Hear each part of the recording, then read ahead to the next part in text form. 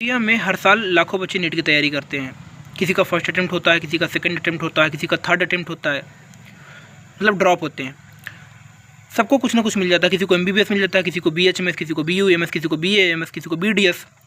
और जिनको यहाँ पे कुछ नहीं मिलता वो थोड़े से सक्षम होते हैं, अब्रॉड से जाके रसिया या यूक्रेन कहीं से एमबीबीएस कर लेते हैं, मतलब डॉक्टर की डिग्री ले ही लेते हैं। टॉपर्स के इंटरव्यू और पॉडकास्ट आ जाते हैं, वेदांतु, फिजिक्स वाला, अनअकैडमी, ये सब अपना अपना करने के लिए लेके आए। मैं किसी को ब्लेम नहीं कर रहा हूँ, मतलब बोल दे रहा हूँ कि लेके आ जाते हैं। कभी उनके बारे में सोचा जिन्होंने फेलियर को फेस किया, जिन्होंने पूरी मशक्क़त की, 2 साल 3 साल नीट को दिए, उनका नहीं हुआ। जिन्होंने शादियाँ नहीं अटेंड की, दोस्तों की पार्टी को अवॉइड कर दिया, गांव छोड़ दिया, शहर में दूर कमरा एक लेके रहे, तैयारी की, घर की परिस्थितियाँ समझी, लेकिन उनका नहीं हुआ।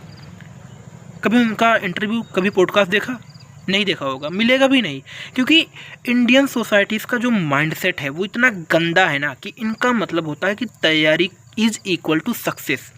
अगर आप किसी एंट्रेंस एग्जाम की तैयारी कर रहे हो, नीट, जेई, अगर आप किसी कॉम्पिटिटिव एग्जाम की तैयारी कर रहे हो, एसएससी, यूपीएससी, रेलवे, बैंकिंग, किसी की भी कर रहे हो, टीचर्स वगैरह की, इनका मतलब होता है कि अगर किसी बच्चे ने तैयारी की या कोई बच्चा तैयारी कर रहा तो उसका मतलब होता है कि वो जॉब ले ले, वो उस एंट्रेंस एग्जाम को क्रैक कर ले, तभी वो उसकी तैयारी कर रहा था।